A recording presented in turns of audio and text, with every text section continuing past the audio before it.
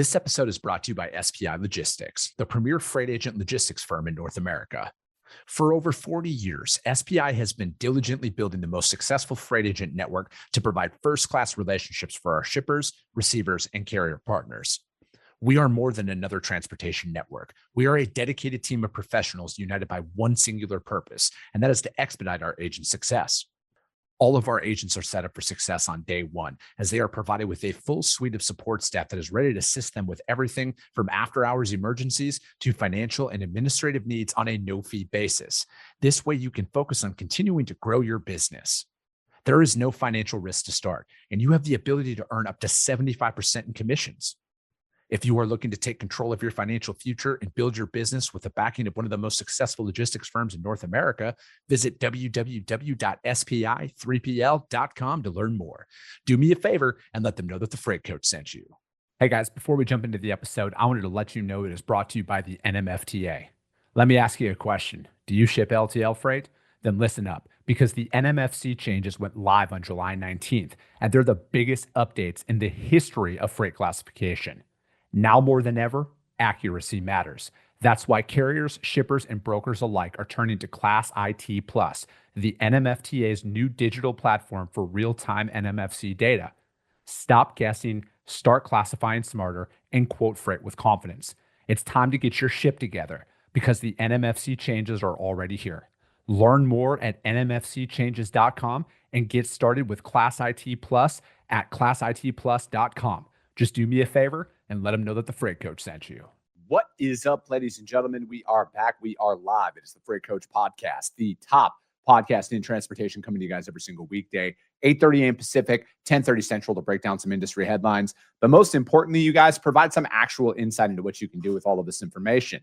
If this is your first time tuning in, welcome. This is the real side of freight, ladies and gentlemen. And I say that before every single show. And what I mean by that is I only speak with transportation professionals, because at the end of the day, I want to talk to the right individuals who have done what you're looking to do or who are currently doing what you're trying to achieve, so you can take that information, apply it, utilize it, and see a meaningful difference in your business and your life. Happy Thursday, everybody. I got a very special guest for you guys here today. We're going to be talking about probably the hottest, if not the hottest topic of all time inside of transportation, especially right now. But before we get into that, you guys, just a quick reminder. Yesterday was Wednesday. It's Freight Coach newsletter day. But you guys know of my outright refusal to automatically sign anybody up to receive it. So if you want to get in on that, again, it just drops on Wednesdays. We just talk about freight. I need you to go to thefreightcoach.com, though, to auto register for it. Because, again, I don't want to just automatically sign you guys up and then have you guys get annoyed every time you see me drop in every single Wednesday in your inbox unannounced like that. But with that being said, you guys, we're going to be talking about cargo theft. It's increasing, the speed of it, the entire infrastructure of it is changing at any given time. And I met this gentleman out in Austin, Texas at the NMFTA cybersecurity conference there in late October. And I wanted him to come on the show so we can talk about it. So I have Mr. Danny Ramon. He is the Director of Intelligence at Overhaul. Danny, thank you so much for taking the time to join me today. Yeah, Chris, thank you so much for having me on. I'm always eager to sort of spread the gospel, as it were, about supply chain security. Dude, it's getting wild out there, man. I think it's been wild, and it's interesting to kind of see how things are even progressing inside of this. But, before we get into any of that stuff, what is Overhaul? Can you kind of bring people up to speed on what you guys are about? Sure. There's a lot of things that Overhaul does. I'm mainly involved in like the security, visibility, and recovery side of things and investigations. But we do everything from supply chain visibility. Is kind of the main thing. We unite everything. We're device agnostic, so we unite everything onto a single platform. So it's a single point of visibility for your entire supply chain. We do operate globally. And as I mentioned, we're device agnostic. So any IoT-enabled devices that you have in your system right now, we can incorporate into our platform. We also work with insurance, by demonstrating standards of care. Very often we can help lower insurance costs as well. Let's dive right in. What has been some of the biggest kind of like eye-opening moments here over the last year about how things have kind of progressed with where we are from a cargo theft perspective?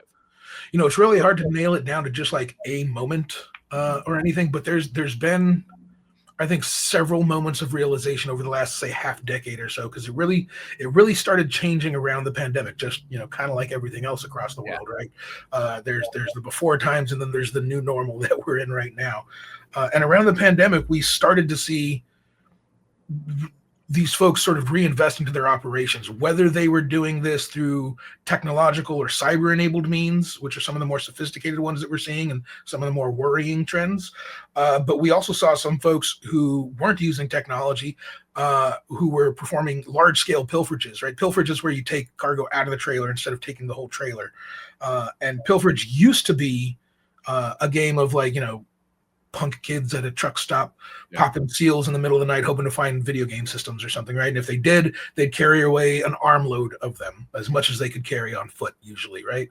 Now we're dealing with folks, again, like I've mentioned, they've gained in tradecraft, they've reinvested into their operations, they travel in convoy of multiple vehicles, and when I say large scale pilferage, they're taking 100% of the cargo out of the trailer, and they're doing this very intentionally because they know it's harder for law enforcement to pursue if law enforcement doesn't know what vehicle the cargo is in, and many times if law enforcement shows up to the site of a burglary or a cargo theft, and they have nothing to go on except for an empty trailer, there is no pursuit. Right, so they know that there's less chance of law enforcement intervention if they're not actually stealing the vehicle. If you steal the vehicle, that's something for law enforcement to look for as you're driving down the highway, right? But we've seen increase in sophistication not just in the physical thefts, but also in the technologically enabled thefts. And it's been a process over the last 5 years where we've seen all elements within organized cargo theft gain in sophistication and gain in tradecraft. So, like, talking about the technological side of things, it's like seemingly this stuff can happen in a matter of minutes, right? And before you know it, it's like it's all gone. How are you guys acting? Like, obviously, you're not going to give away any trade secrets or anything like that, but like, how are you guys actively working to thwart this from kind of progressing, or maybe working with your guys as clients to be like, hey, there's a potential X happening out there in the market. We got to get after it. Yeah, absolutely. So it's an interesting thing, right? We always say that prevention is the key, and it's 100% true. It is an order of magnitude easier to prevent a theft than it is to recover something that's already been stolen. So we look at patterns of behavior, right? We have extreme levels of visibility once our clients are engaged in our platform and fully utilizing all of the features. We have extreme granular visibility in real time into the supply chain. We can detect patterns of behavior that indicate fraud, that indicate theft in progress, or even before it's happening. So there's obviously, the number one thing is know who you're doing business with, right? Vet who's showing up to pick up your cargo, not just the information that arrives before they show up, but also vet the physical entities that arrive, the tractor, the trailer, and the driver. Make sure that they match, make sure they're not throwing up any red flags as well, right? But you've also got to take a look at the specific supply chain you're trying to protect, because there is no one magic bullet that's going to cure all of your problems, right? Everybody's supply chain is different and unique, and criminals are like water. They're going to seek out the path of least resistance, and they're going to go through those cracks, right? And if you patch that one crack, the water is going to build and it's going to seep in through the next available crack, right? So that's the point when I tell people that you have to implement a full layered security program. It's not just patch this one vulnerability that you find, because these folks have a path of escalation, right? They've got, especially when we talk about the strategic theft folks, the folks who use technology and cyber-enabled methodologies, they've got dozens of individual MOs that they can mix and match and layer depending on the security posture of their target, right?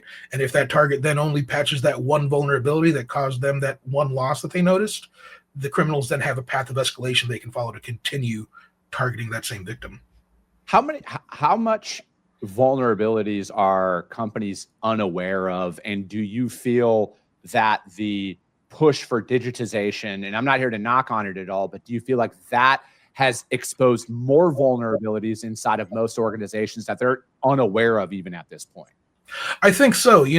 We're dealing with, even when you look back at like the ELD mandate, the electronic logging device mandate, it was meant to drive efficiency, and it did, but it also increased it exposed a lot of vulnerabilities, right? It introduced a lot of vulnerabilities into the situation, because we're dealing with a population, a workforce population that maybe is not the most technologically adept or the most even eager to adopt a new technology. And especially if we're dealing, on the broker side, you start looking at like brokering out to smaller carriers like owner-operator carriers. You're talking about folks that don't have an IT department. They don't have an HR department. Nobody's pushing out cybersecurity training to them annually and making sure that they pass. And if they don't, making sure that they get remedial training. So it can be a thing that the end users end up lagging behind some of the security aspects of these things that get introduced. So absolutely, whenever you introduce technology, unless it's very, very well thought out, and even in those cases, usually there's vulnerabilities that get exposed after the fact that nobody ever anticipated would be there. But when we talk about, are there vulnerabilities out there that a lot of companies have that they're not aware of? 100%. There's absolutely going to be vulnerabilities out there.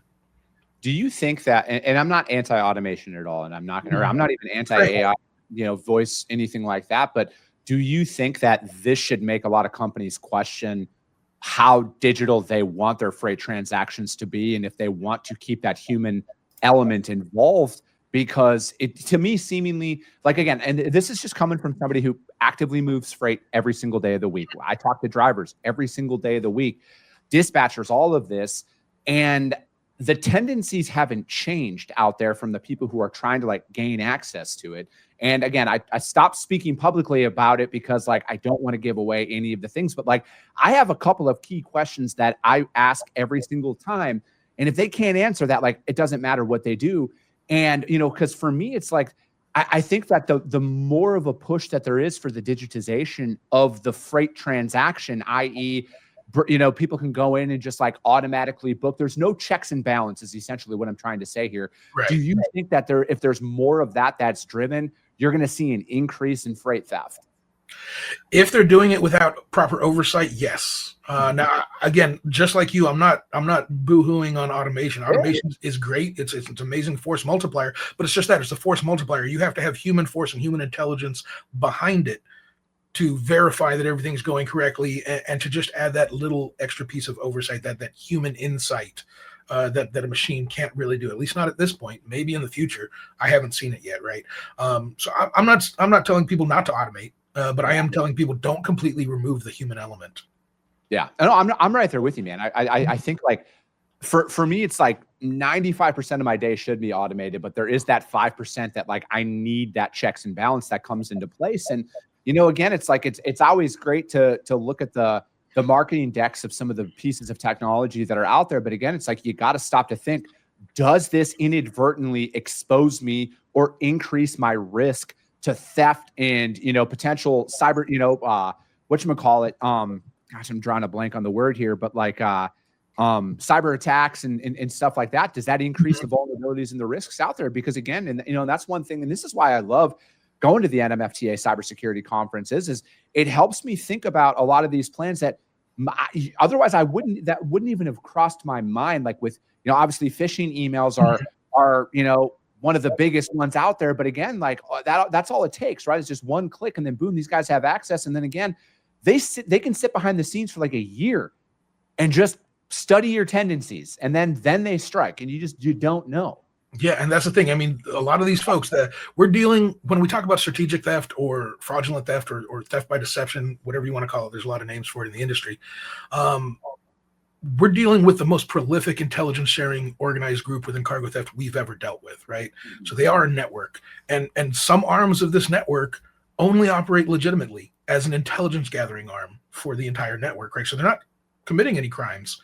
They're not stealing any cargo. They're not opening up your trailer en route to insert more cargo on there. They're doing everything by the book because they want to gather all the paperwork packets. They want to gather all of the proof of delivery stamps from all of the destinations. They want to get all the policies and procedures down for each location so they can feed that information to their associates, right? And it becomes a game of whack-a-mole because, like I mentioned, they've got a couple dozen different MOs that they can mix, match, and layer. And unless you're aware that they're coming for you, it's really tough to deter them. What are some of those things then? Like, I mean, I want to kind of lump in shippers here. What are the mistakes they're making that leaves their cargo vulnerable and they're like not even aware? Is it the dependence on their providers that they think that they should be responsible? I mean, again, I'm just more of like throwing this out there. Do you think that this should start and stop at the dock level? No, I mean, it's a team sport. Everybody's got to take part. This is something that was mentioned at the NMFTA conference. I know Artie says it all the time. I've heard other people say it as well. And that's definitely one of them. Another thing that was said at the NMFTA conference is, the old adage of trust but verify is inadequate nowadays. It is verify and then verify again, right? So verify at all points of contact that you're doing business with who you should be doing business with. Now, the vulnerabilities that exist, I mean, are legion, right? I think one of the big ones is control where your loads are posted, right? If they're going to be on a load board, make sure you know what the integrity level of that load board is, because even if it doesn't get picked up by a bad actor, because you've got really good screening procedures, they can still gather intelligence from the information that you put on a load board. Even if you think it's anonymized, there's still statistical information that they can gather and make a very accurate, educated guess on what might be at that location shipping out of that particular warehouse. Yeah, and because like I tell people all the time, because I've been asked like, what's the first thing, and I'm like, and this is blatantly obvious, but like, stop posting the commodity in the load posting. Oh, please. Like straight up, if any of your people out there are doing it, stop posting the commodity in there. This is why you need to talk to the individuals, and this is why it's like, again, I'm not anti-tech, but like this is why I want to talk to everybody when I'm booking them, right? Because like at the end of the day, I look at it.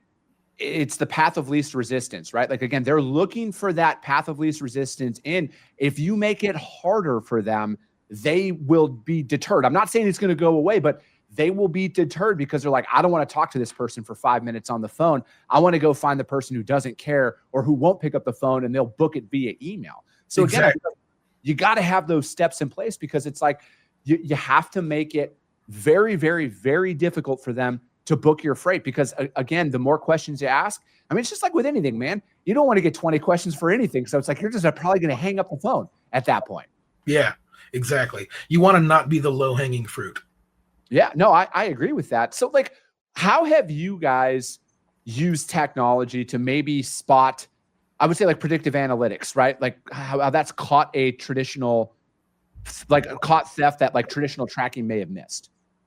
Yeah, well, I mean, like I mentioned, the patterns of behavior, one of the big ones is double loading, right? Double loading, and there's a lot of things in the supply chain industry that I tell people are common and legal, but not secure. And double loading, double brokering I'm sorry, not double loading, double brokering is definitely one of those. When your load gets double brokered without your knowledge, that's definitely a security risk, right? If it's double brokered with your knowledge and everything's done contractually the way you've agreed to, that's not an issue. It's when it starts happening without your knowledge that makes it very difficult to get back in the instance of a theft or a loss, right? Now, if you've got predictive analytics running, or if you're on our platform, we can detect if it's being double brokered and going somewhere it shouldn't be going. We can detect that pattern of behavior that indicates it's not in the possession of the people who should be in possession of it. And then we can raise the red flags before it completely disappears from the grid. Is there anything you can give out to help people spot that? My pet peeve one is look at the back of the trailer doors. Okay. Every trailer and container on this planet comes off the factory line with rivets on all of the hardware. If you see nuts and bolts attaching any of that hardware to the back of the trailer, it has been intentionally replaced. It has replaced the rivets with nuts and bolts. And the only reason for doing that is to be able to open the trailer doors without breaking the seal. They can open the trailer doors and then close the trailer doors, and the seal remains intact. And I mean, it's usually on the seal hasp, the little part where you would insert the seal. Usually the rivet there would be replaced with a nut and bolt, but any of them can be replaced with nuts and bolts and to the same effect, right? And that can maybe just be because they want to be able to get in there and make sure their trailer's okay, or they need to be able to do status checks and they don't want to disturb the seal. It may be because they're going to insert extra cargo on that trailer to charge twice for their trip across the country, or it may be because they have much more nefarious intentions and they're going to steal your cargo. And a lot of times it starts off as one of the earlier ones and evolves into one of the later ones, right? Because if they open the trailer doors and they don't get a call, nobody raises a red flag, they're like, okay, cool. Next time, maybe a couple of boxes go missing off of one of the pallets. Okay, nobody raised a red flag. I didn't get a phone call or an email. Okay, next time, maybe a pallet's missing. And then maybe next time it just doesn't show up, or it shows up and instead of 40 pallets, there's one pallet. Yeah. So, I mean, it can escalate very quickly. Do you think that is still kind of like a standard is its own, like they're still trying those little peeling back layers on it? Or are you seeing a rise of people who are like, screw it, we're just going first load, boom, we're done, we're disappearing? we're seeing a rise across all methods, right? So yeah, we're definitely still seeing the small little penetration testing thefts that evolve into more serious thefts, and we're seeing the folks who get all of their ducks in a row before they go charging through the front gate and go full bore with their first one to steal the entire tractor trailer. We've seen folks who have used technology and cyber-enabled methods to steal 300 loads before the first one going missing is noticed. So, I mean, there's so many different ways that it happens. It's pretty scary. And to see that we're experiencing increases, and not just increases, but record-breaking increases year over year and quarter over quarter for the last 5 years straight across all verticals, across all MOs, across all areas of the country. Yeah, for me, Danny, I think the most alarming thing is it used to be like a couple of key commodities that were at risk, right? And then that's where you saw a lot of the whatchamacallit reports. So like I've moved high value cargo out there. There was an SOP that we had to follow for every single shipment that came about. I am not going to say any of that live, but like we're talking, these were $1 million shipments, and there were a lot of hoops he had to jump through. But like that was seemingly at the time like the only freight that was like targeted. Now it seems like it's cotton swabs, right? Like it's plastic cups, and that's why it's like I'm out there and I'm trying to tell people the point of stop posting the commodity. Most importantly, is you got to think like a thief for a second. You got to think, how easy would it be to liquidate this entire truck before you even know that it's missing? And I think like that's what a lot of it is. And I think like. Do you guys know, maybe you guys have a report or some data on this? Is there any direct correlation to household goods being stolen and like hard economic times? Like, because again, like right now, you say what you want out there, grocery prices aren't going down. So it's like, do you see a rise, and is there any direct correlations between the two? Yeah, you hit the nail on the head, and it's really the last 5 years, again, the new normal, right? That has changed the calculus for the thief. It used to be just cost density. Right, cost density, price density is what's driving the demand by the thief. It was very traditional organized crime liquidation methods. You had a fence contact who then would send it off to distributors who would usually move it, overseas, especially if it was anything uniquely serialized. And of course, everybody along this process, every step along the way is taking a cut, right?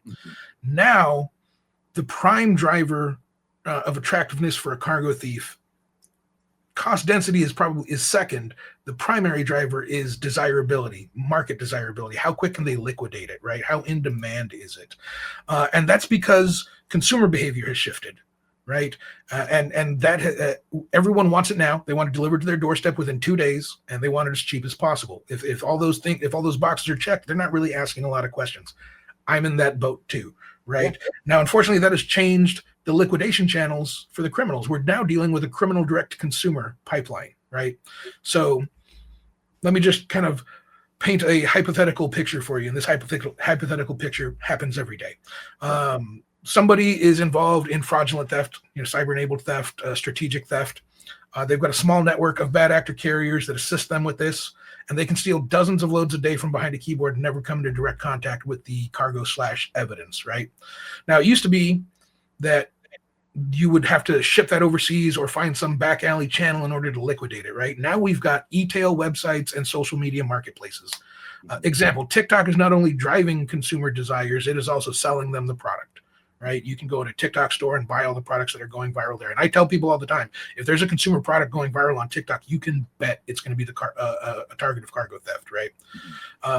But an example, let's say you've got video game systems, right? You've stolen a trailer load of video game systems. You used to have to ship that overseas, right? Now, I'm going to drop ship it to an e-tail website, right? They're going to intake it into their inventory, and it doesn't go into seller ABC's pile of video game consoles. It goes into the general pile of video game consoles. So if somehow investigation leads back there and they find stolen serial numbers in that pile, they can't link it back to, seller ABC. Seller ABC still has his inventory on his storefront and is still collecting money. 100% of the profit, by the way, because it's not like he paid the wholesale price to obtain those consoles, right? So seeing things like paper towels being targeted in 2020. Uh-oh. Yeah, no, you're free. Okay. I can still hear you. Okay. There we go. So yeah, we had the paper towels being stolen in 2020 because they were flying off the shelves and they could be sold for multiple times the retail value. So all of a sudden, paper towels became more valuable to thieves than a truckload of flat screen televisions, right? Mm-hmm. After natural disasters, we see thefts of lumber and shingles spike. There's a certain price of copper, and it's usually copper is the one, and it's in relation, it's a ratio to the price of fuel. When the price of copper goes above a certain threshold ratio to fuel, we see scrap metal thefts start to spike, not just copper, but also, aluminum and things like that, right? There's all sorts of things. If there's a state that implements new solar panel subsidies, we see solar panels spike. Yeah. So like, I guess, what are things that people should do on this to, again, because I think like it's going to come from the industry, right? Like it's got to come from the ground up. Legislation is not going to be passed in DC. Even if it was put together today, is going to be like 15 years from now is when it might see the floor out there. So it's like, we got to do this stuff today. What are some of those calls to action for the, whether brokers, carriers, or shippers alike? What are these things that we got to do? Yeah. The first one is education, right? Plug yourself in, make sure you're part of the industry associations and networks and you're attending the events so you can get up to speed on exactly what's happening right now. The second one is, again, it's a team sport, right?